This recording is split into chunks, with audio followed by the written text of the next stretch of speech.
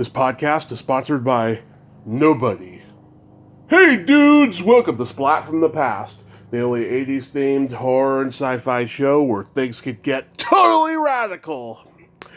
Now today, I am just so ecstatic. I will be interviewing a legend and a forefather of rock and roll.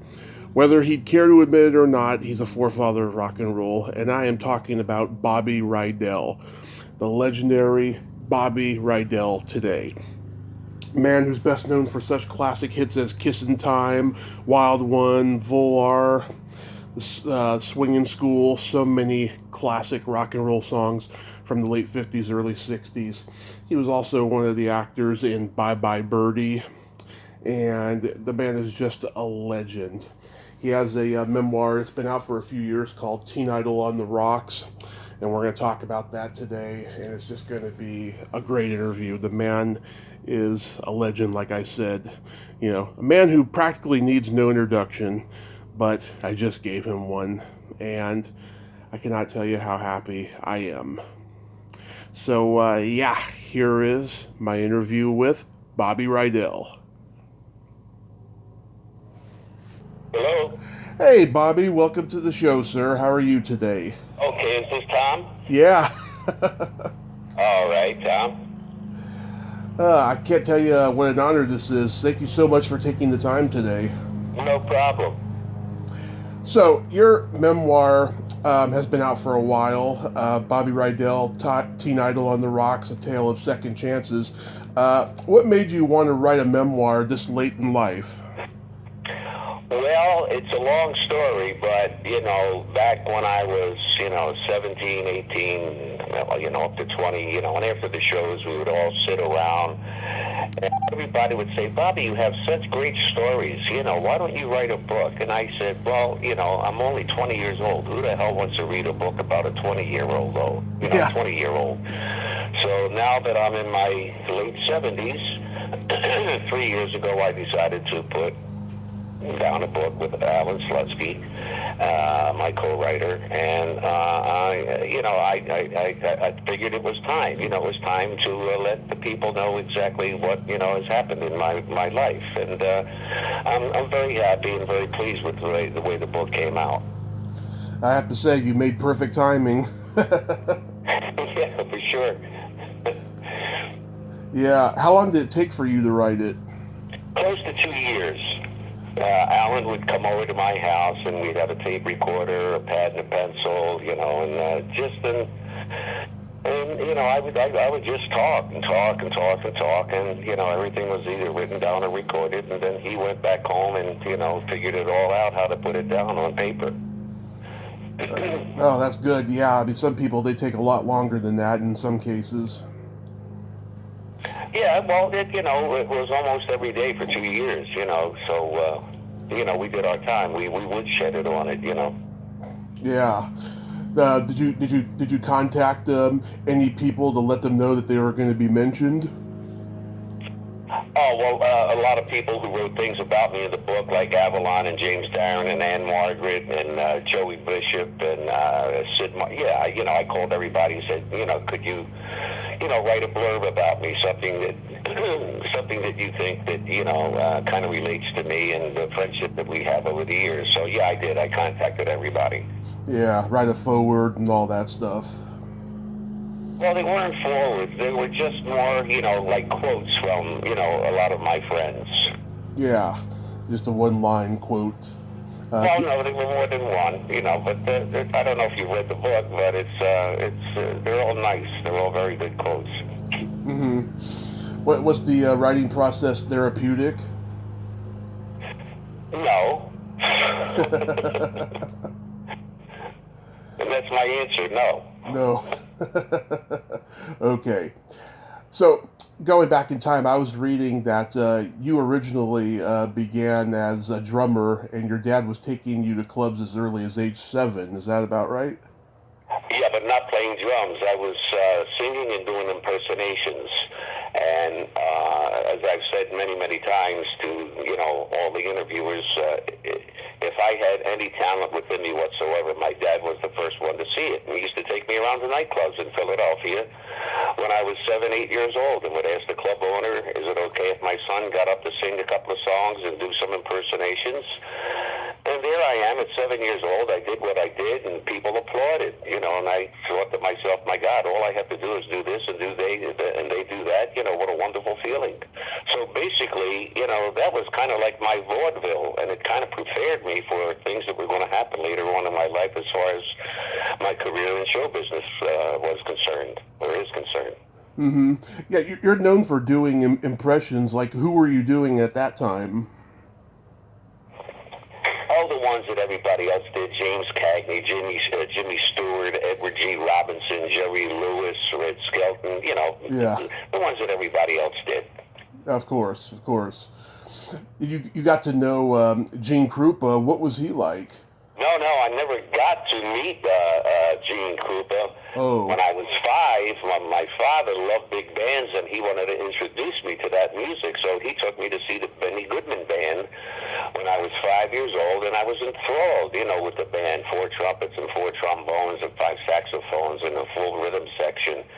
And I said to my father, I said, I love the band, Dad. I said, but there's one guy, I want to be him. I want to be that guy. And I didn't know his name. I said, I want to be the drummer. And the drummer was Gene Krupa. And basically, I started playing drums at 5 years old because of Gene Krupa. Oh, okay. Sorry, I thought you knew him for some reason. No, I wish I did. I never had the pleasure of shaking his hand. Matter of fact, years later, I was at the Steel Pier working the theater, and he was in the back in the ballroom with his band. Uh-huh. But I never had the chance to meet him because, my show would be on and his show would be, so, unfortunately, I never got a chance to shake his hand. Oh, that's unfortunate. Did you ever meet Buddy Rich? Buddy and I were very, very close, extremely close. Oh, that's good. So, growing up in Philly, did you hang around the other guys that were teen idols like Fabian and Frankie Avalon? Frankie and I go back a lot of years. I was 10 years old, Frank was 12 years old. And I was playing drums, and Frankie was playing trumpet at the time, and we did a lot of things together. Fabian lived a half a block away from me in South Philadelphia, but I never knew him until we were both in the business. And then, of course, we became friends over the years, but he lived just a half a block away from me on 11th Street, and Frankie was on 9th Street, 2 blocks away from Babe and me. It was a much smaller world back then, not like it is today. Yeah, absolutely. Yeah, it seems like everyone is spread out today, in today's world. Yeah, that's for sure. Yeah. In 1950, you won a talent show on Paul Whiteman's Teen TV Club. Yeah, the Paul Whiteman TV Teen Club. Yeah, I did Sammy Davis Jr. recorded a record of the old song "Because of You," and on one side he did singers doing actors, and on the other side he did actors doing singers. And I was on the show, and I did the side actors doing singers with a piano player to the tune of "Because of You," and that's when I did the imitations of James Stewart and Edward G. Robinson and Jerry Lewis, and I won on the show, became a regular on the show. Mm-hmm. What kind of music were you into in those days? Big bands and jazz. That was your primarily. And since I was 10 years old, I always listened to Sinatra as well. Oh yeah, you gotta love Frank, of course. When Bill Haley hit with "Rock Around the Clock" in 1955, did you say to yourself, "This music is for me"? Oh, I love Haley. I love Bill Haley in the Comets. It's not, I wasn't the kind of guy that sat on the step, with a 45 record player and played, the records back then. But there was a friend of ours who lived across the street. Her name was Mickey, and we used to sit on the step, and she would play, Bill Haley in the Comets, Fats Domino, Chuck Berry, Little Richard, so on and so forth. And I enjoyed listening to it, but it wasn't really my cup of tea. I was a jazzer. Mm-hmm. And I love big bands because of my dad, so, the music was great at the time. I loved it. But I never really quite listened to it. I was always a jazz player, and I'm speaking specifically, about drums. And listening to big bands and big band drummers and jazz drummers like Shelly Man and cats like that. Philly Joe Jones and Elvin Jones. Yeah, would you say that rock and roll was just something you fell into? Oh, absolutely. I was Frankie Avalon asked. He was in a band called Rocco and the Saints, and they were working at a club called Bay Shores right outside of Atlantic City in Somers Point, New Jersey. And the drummer, Chippy Peters, he was sick. And like I said, I've known Frank since I was 10. He called me up to fill in. So I filled in, and there was a bass player in another band, and after we got off, he came up to me. I think I was 15 going on 16, something like that. Mm-hmm. He came up to me and said, "I'd like to manage you, kid." And I said, "I don't know what you're talking about. Talk to my father." Yeah. So, we talked, we shook hands, and he took me around to New York City, to audition, for different record companies. And never got, a yay, they were always nays, so we finally said, well, our last venue was a little independent label in Philadelphia called Cameo, and I auditioned for Bernie Lowe, who was the president of Cameo, and he signed me to the record label, and of course, as you know, the rest is all history. Yeah, your dad is the one who named you Bobby Rydell? Correct, yeah. It said, the media would say, we always said it was Paul Whiteman because he couldn't pronounce my real name, Rydell. So my dad got it because the nuns in school used to call me Master Rydell, Master Rydell, so my father came up with Rydell. If you remember Dodie Stevens in those days, her real name was Pasquale, and I just saw Dodie. We were in, where the hell were we? Somewhere in California. Did a show with her and her daughter and Jimmy Clanton. My God, and wow. We did our first Dick Clark Rock and Roll Caravan of Stars shows back in 1960. I think even Dodie was on it, Jimmy Clanton was on it, the Skyliners, the Drifters, the Coasters, everybody. Yeah, I talked to Dodie last fall. She's an absolute sweetheart. For sure. Absolutely. It was so nice seeing her again. It really was, because, it had been years since, I think we even did like a dating, photo layout, in like motion picture or 16 magazine, for one of those things, we took pictures together. Yeah. Oh, that's so cool. And so you had a couple of flops until Kissin' Time really took you off, right? Oh yeah, for sure. One was called. I just remember two. It was a big ballad called "All I Want Is You." It was a wonderful. I thought it was a great record, but it never happened. And then the other one was a song called "Please Don't Be Mad." And from what I understand, a lot of Bobby Rydell fans, it's like a cult record for them. It's like one of the earlier doo-wop things, and because I'm not a doo-wop singer, but it was kind of like a doo-wop song, so, and I remember Bernie Lowe taking those couple of songs on, like a dub, and playing them for Dick, and Dick turned down the two songs, and then he finally took the dub of Kissin' Time, and Dick Clark said, "That's a hit." Nice. Yeah, I love Kissin' Time. I think it's a really catchy song. Did Lowe and Mann specifically write it for you? Absolutely, yeah. They basically wrote, everything that I recorded, other than like Volare and Sway and Old Black Magic, they didn't even write Forget Him, but they wrote, like Kissin' Time, We Got Love, Wild One, Little Bitty Girl, the Cha Cha Cha. So they wrote the majority of the songs that I recorded when I was with Cameo. Mm-hmm. I always thought that Neil Diamond's Cherry Cherry was kind of influenced by it. Who? Neil Diamond's song Cherry Cherry was kind of influenced by Kissin' Time. It's got that same kind of rhythm. Oh, really? Yeah, you think so? Yeah. You know, I think Kissin' Time kind of set the stage for a lot of songs that were like that. You know, the kind of bouncy rhythm to it. Oh, okay. All right then, Jack. Okay. I'm sorry. No, Yeah, Tom. But I said Jack. I'm sorry, Tom. it's okay. Did you hear the version that Kiss recorded in 1974? Yes, I did. Yeah. It's a totally different version, totally different version, but it was kind of cool. It was kind of cool, yeah. I think Kiss only did it live on their first tour, and then they stopped doing it after that. I wonder why. Yeah, exactly.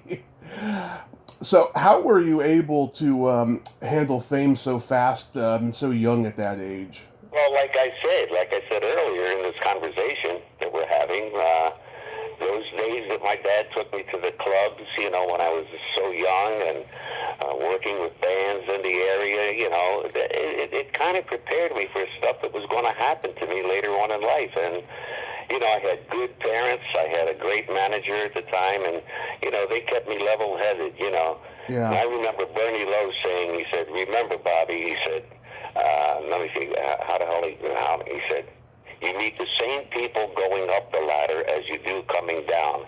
And if you happen to be, excuse me, the language, if you happen to be a prick, Yeah. well, then they'll give you a shove to get down that ladder a little quicker." So that always kind of stuck with me, it kept me level-headed. Yeah, that's very good advice, and a good thing to tell, a young kid at your age during that time as well. Oh, for sure, yeah. Yeah. Yeah, I mean, it must have been just, total pandemonium, girls like screaming everywhere you go and stuff. Yeah, yeah. I remember, yeah, bras and panties, and stuff coming up on stage. Now I do the shows and they throw up depends. Do they really? No, I'm only kidding. Okay. 'Cause I was thinking they gotta throw something up there now. It's better than tomatoes. Yeah. You went on tour in Australia with many other legends like the Everly Brothers, the Crickets, Marv Johnson. That must have been an amazing experience. That was my very first time in Australia, 1960. Uh huh. And I've been down there since 1960, 22 times. My last time back there was 2015. Looking forward to going back again whenever that happens. It's just, what a wonderful country. I mean, the people are absolutely beautiful people. The climate is fantastic. The food is great. And I think it's the only country left in the world that truly loves Americans. And it's just a wonderful, wonderful place to not only to visit, but, I visited and worked there. I was all over the place from the East Coast to the West Coast, from Sydney to Perth, for crying out loud. And it's just wonderful. I have an old 8 millimeter film. I'm trying to find it. The Everly Brothers, Don and Phil and me were on a beach in Perth. Yeah. And yeah, it was great. We're just hanging out on the beach. It was really cool. What kind of guys were the Everly Brothers? Back then in 1960, I mean, I didn't see any problems. I mean, they were wonderful. We all got along great. They just, two regular guys at the time. I know they had their problems later, but not back in 1960. Not that I know of, anyway. Yeah, so they had a real everyone had a real camaraderie with each other. It seemed like in those days. Yeah, I would happen to agree with you. Yes, yeah. Everybody got along really well, Tom. Yeah, it seems like the more famous a person was in those days, the nicer they were because they had nothing to prove. I guess that's one way of putting it. Yeah, I remember, working with the Giants. My first 2 weeks in Las Vegas was with George Burns back in 1960. And I've had the opportunity to work with Burns and Jack Benny and Danny Thomas and Milton Berle and Red Skelton. Hmm. And, my God, they're the kind of people, that they didn't have anything to prove. They had been in the business for God knows how many years, and so they would always give the younger talent a chance, to shine in the spotlight. And all I remember doing is watching every one of those guys that I just mentioned. My first 2 weeks in Vegas with George Burns, after I was done, my part of the show, we would do a soft shoe together. Then I would go upstairs, get out of my tuxedo, come downstairs, and then I'd be in the wings. And I'd watch him every single night to see how he would deliver a line, his timing. Because you could do nothing but learn, And, I'm so fortunate to have been able to work with those people. Yeah, you even guest starred on Danny Thomas's show. I mean, how was that experience overall? He was great. Danny Thomas, the show was Make Room for Daddy. Mm-hmm. And if you remember, he was very involved with St. Jude. Yeah. And back then, he had this organization called ALSAC, Aiding Leukemia-Stricken American Children. And he said to me, Bobby, would you be the teenage president of ALSAC, to promote leukemia and leukemia-stricken children? I said, my pleasure, Mr. Thomas. So we traveled all over the United States, and, he was just, they were wonderful people. Mm-hmm. And you worked with Red Skelton, like you. I did like 12 shows with Red. I could never call him Red. It was always Mr. Skelton. Yeah. And then he started calling me Mr. Rydell. He said, "Let's stop this. I'm Red. You're Bobby." And it was very hard for me to call him Red. Yeah, but he was wonderful. And matter of fact, I used to imitate one of his characters, Clem Kadiddlehopper. And I was the only guest artist on his show to ever imitate one of his characters. He played, of course, Clem, and I played his cousin Zeke. That's pretty cool. You went on American Bandstand many times. Were you friends with Dick Clark until his passing? Oh, absolutely. Dick was a wonderful guy. I mean, he was a perfectionist. Not in the bandstand days so much, but, when he had his big, Dick Clark anniversary shows, I mean, he knew cameras, he knew lighting, he knew sound, he knew everything. And, he was just genuinely, a sweetheart of a guy. I treasured his friendship over the years. It seems like he really cared about rock and roll. Oh, for sure. Yeah, for sure he did. And he was a student. He was a student of the music as well. Yeah, I mean, he was about a decade or so older than you. He came from. For sure, yeah. He came from that, big band and jazz era too, but like when he saw rock and roll come to the forefront, it's like he embraced it right away. I would imagine so. I mean, who was the first? I guess the first guy was what? Alan Freed? Alan Freed, yeah. Prior to Dick? Yeah, Alan Freed opened the door for Dick Clark. Absolutely. I would think so, yeah. How did Bye Bye Birdie come to you? I got a call from my manager saying they wanted me to go out to Columbia to screen test for the part of Hugo Peabody. Mm-hmm. And I screen tested with Anne Margaret for the director, George Sidney. And, we did a couple of lines, from the script, and she sang One Boy, One Special, I sang One Girl, One Special, yada, yada, yada. Yeah. And Mr. Sidney said, "Thank you ever so much, we'll be in touch." And I go home to Philly, and 2 weeks later, my manager calls, he says, "They want you for the part of Hugo Peabody." Now, I had seen the play. Right. And Hugo Peabody did nothing. He didn't sing. He didn't dance. He had no lines. I said, my God, what kind of a part is this going to be? Make a long story short, Mr. Sidney saw some kind of magic between Anne Margaret and myself. And every day that I went to Columbia Studios, my script got bigger and bigger and bigger and bigger, with dialogue and dancing and singing, so on and so forth. So basically that's how it all came about. Was it a good experience overall? Oh, absolutely. Are you kidding? Mr. Sidney, what a giant of a guy he was. He directed, many, phenomenal films. And, working with the cast, Dick Van Dyke and Paul Lynde, Janet Leigh, Maureen Stapleton, and, of course, my sweetheart, Anne Margaret. Yeah, I just interviewed this lady, Kathy Fitzsimmons, who wrote a book about Paul Lynde because she spent the last 6 years of his life being friends with him. And she told me that when he was working, he was a very serious guy and he wanted everybody to do well. Yeah, from what I can remember, Tom, he was like that. Matter of fact, the whole cast, the whole cast was like that. Everybody got along really, really well. And, I remember, reading things about Paul, that he was an alcoholic, a drinker, so on and so forth, but I never saw it, every day that, we came on the set, he was, straight ahead, forward, always knew his lines, always knew where to be, so on and so forth. So, it was just a pleasure working with that cast. Yeah, and Margaret, oh, she's so talented. Yes, she is. Oh, yeah. And we're still friends, since 1963.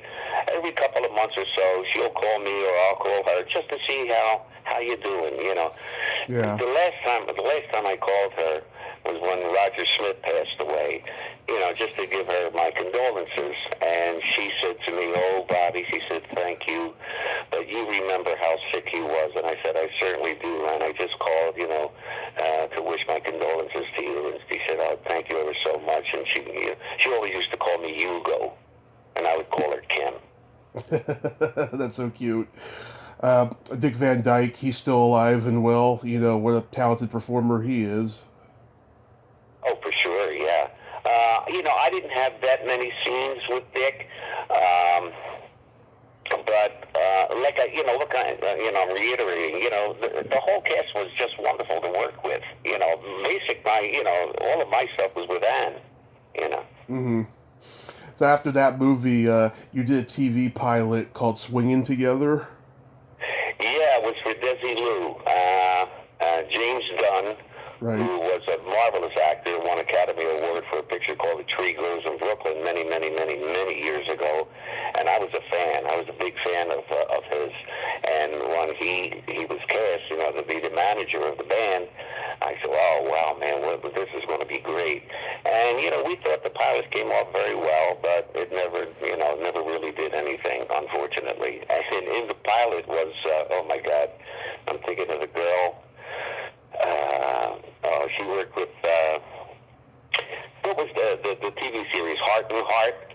Oh, Stephanie Powers. Stephanie Powers. Stephanie Powers was the daughter of the guy who threw the party. So Yeah. I've known Stephanie since that damn pilot. And also a young Art Matrano. Yeah, Art. I loved him.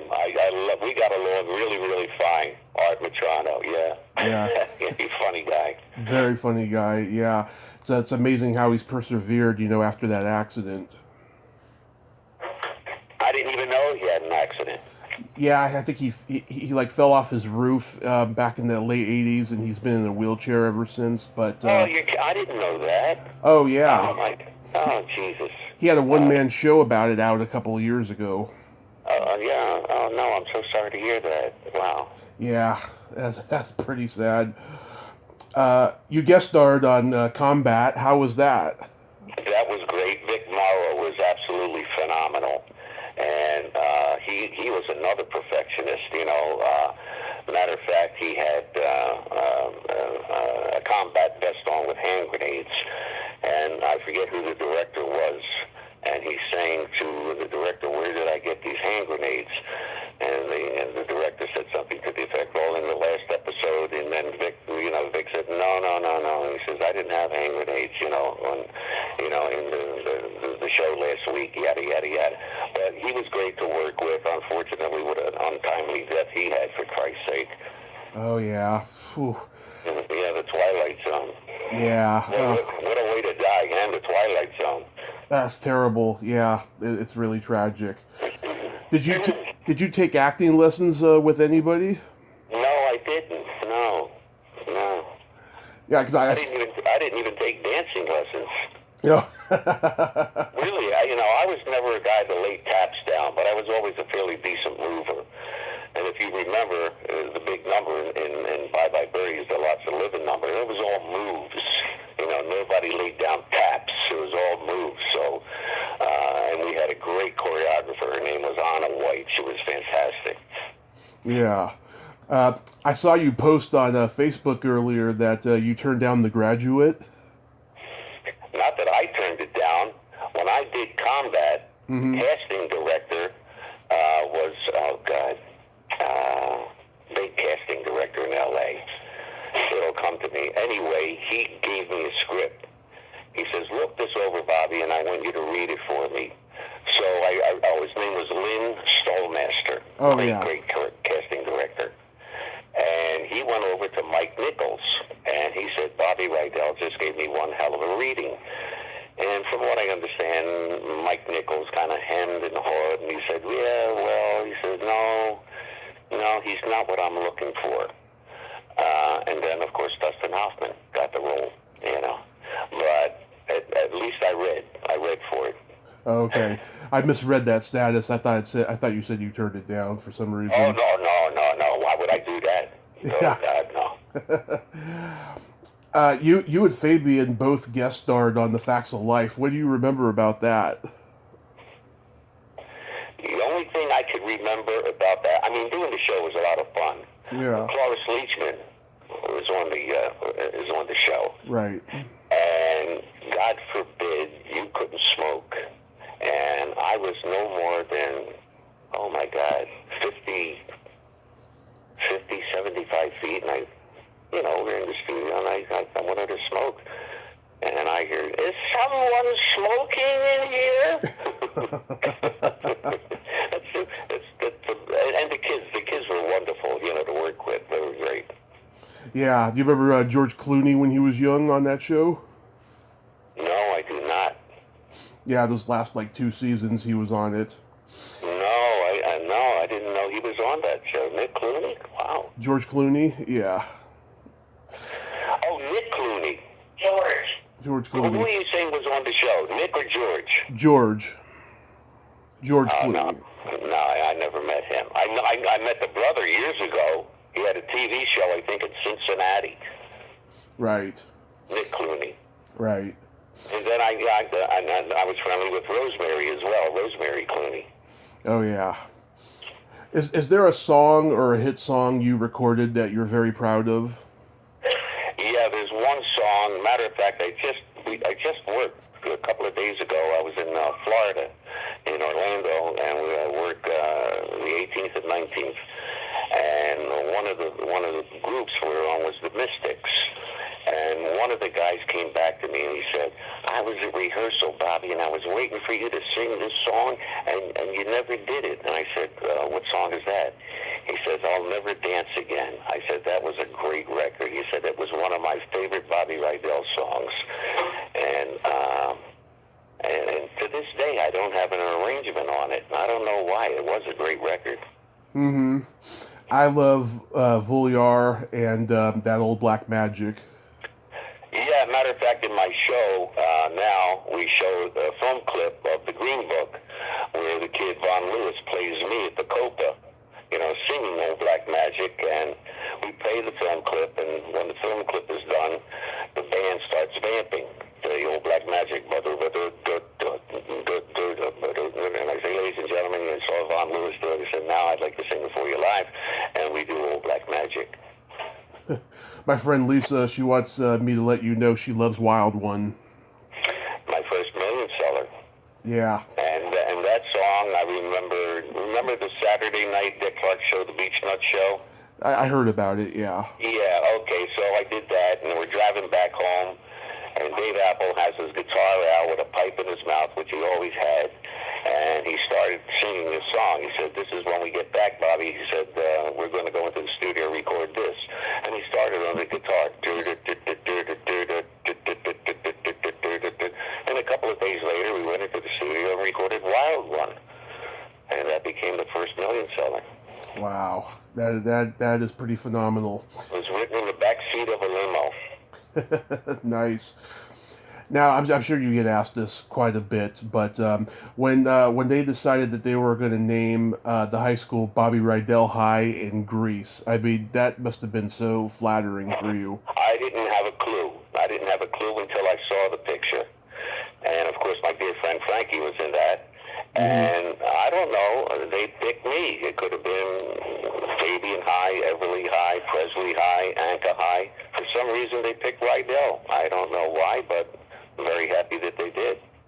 Yeah, I think it was a perfect fit. I can't think of another name of another star from that time.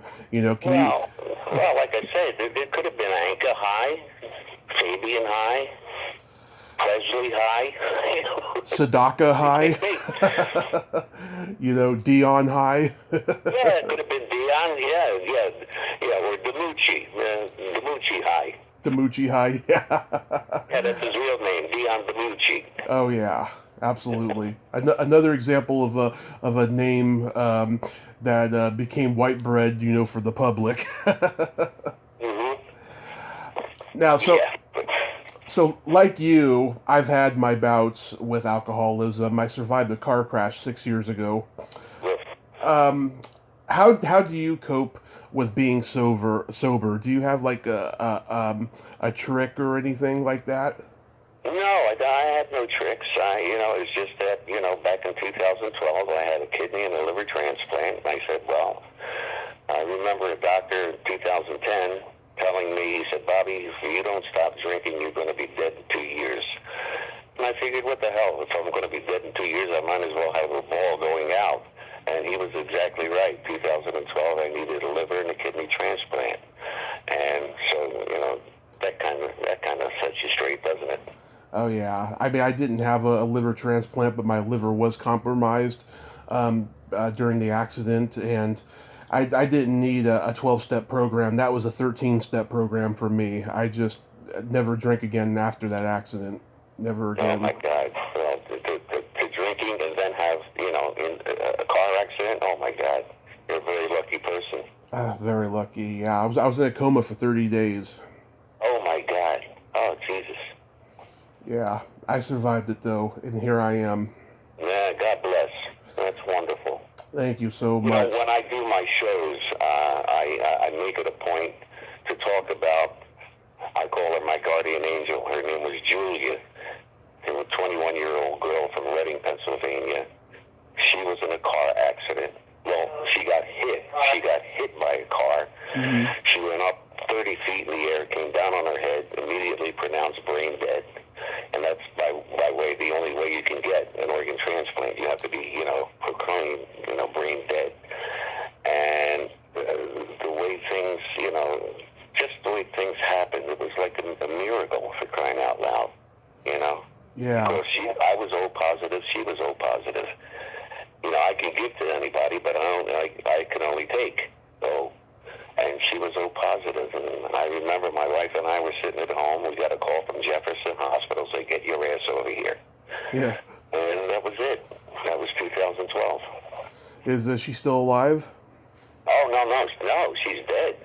Oh, okay. Julia. If Oh. she was still alive, I would Oh have no, a I'm liver sorry. and a kidney. That's right. Organ donor. Sorry about that. Right. So what I was trying to say is that Yeah. when I'm on stage, I try to impress upon the people how important it is to become an organ donor. Next time you go for your license, as a favor to me, please become an organ donor, because it truly is the gift of life, and it is. Yeah. Did they test you before you get your organ donor card? I don't have an organ donor card. I have one on my license that I'm an organ donor. I mean, they can't take my liver or my kidney, but they can take my eyes, my heart, my lungs, whatever, But I don't have an organ donor card per se. It's on my driver's license. Gotcha. So leading up to the pandemic, were you still touring? Yeah, my last date in 2020 was, I think, around March the 3rd. And I came back home. I was home for about a week or so, and I was ready to go for another date in Florida. And we're leaving the door, my wife and I, with the luggage going to the Philly airport. We get a phone call, job's canceled. So March 3rd was the only job that I've done since the 2 dates I just told you about, 18th and 19th in Orlando. Mm-hmm. How was doing the shows? It was great. It was great seeing the fans again, And I just, I was on stage and I said, ladies and gentlemen, it's so nice to see all of the fans again and to hear the applause again. I said, because all of the stuff that we're going through is all bullshit. And they all started applauding and laughing and everything. Was everyone wearing a mask? You know what? I couldn't see the audience all that well. Probably some of them were. Florida's wide open. Right. Like after the show, the booker and a friend, the booker's friend, we'd go to a bar and we'd have something to eat. And there was, everybody there, nobody was wearing masks. Okay. Yeah, my friend, he went to go visit his mother in Florida around Christmas time, and he said, yeah, everything was wide open. Oh, yeah, it is. Uh-huh. So, as we brought up before, yeah, you're known for doing impressions. I listened to your interview you did on Gilbert Gottfried's podcast a few years ago. You did a hilarious impression of Gilbert during his intro. He loved it. He loved it. I was always a fan of his, and to do his podcast was great, and it was a lot of fun.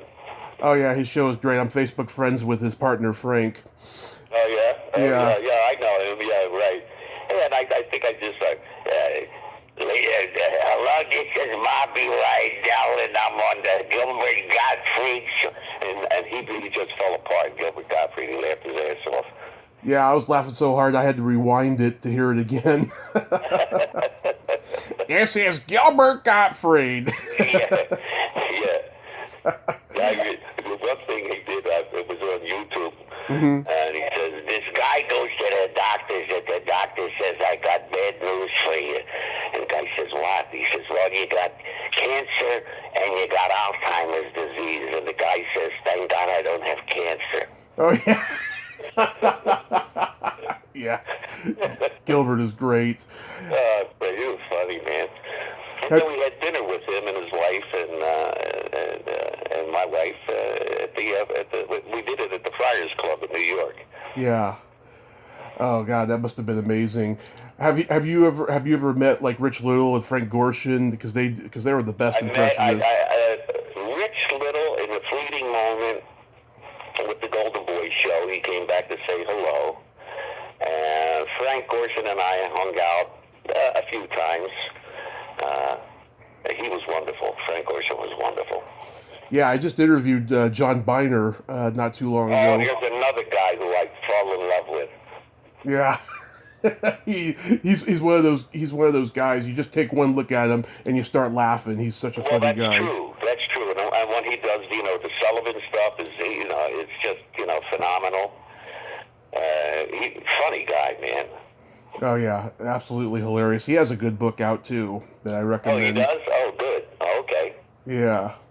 Well, Bobby, I thank you so much for coming on today. This has been just amazing. Thank you ever so much, Tom. It was my pleasure. And you certainly live up to everything Beverly Washburn told me. Oh, I haven't seen her for a while, but every time I'm in Vegas, she comes. Yes, she's a special lady. Yeah, she sure is. I think we did a layout together years ago, Beverly and I. Yeah. For one of the magazines back then. Yeah, she's a special lady. Yeah, she sure is. Well, you have yourself a great day. Please stay safe because we need you. And, if all this craziness can end and you can get back to touring, I'll come see you wherever you perform in California. Oh, you're in California, Tom? Yeah. Okay. All right. Yeah, well, hopefully we'll be out to the West Coast soon. Great. Well, I will. I'll keep it posted. Check out your schedule and your Facebook and all of that stuff. Okay. Thank you ever so much, Tom. I appreciate it. My pleasure, sir. Have a great day. You do the same. Stay well. Okay. Bye-bye. Bye-bye. Bye-bye now. Well, there you have it. Bobby Rydell. Ain't he a cool dude? Oh, what a nice man, huh? A living legend of rock and roll. What great stories. And he can do Gilbert. That's so awesome. Well, until next time, this is Tommy Throwback Kovac saying, there's no shame in living in the past, because the present sucks. Later, dudes.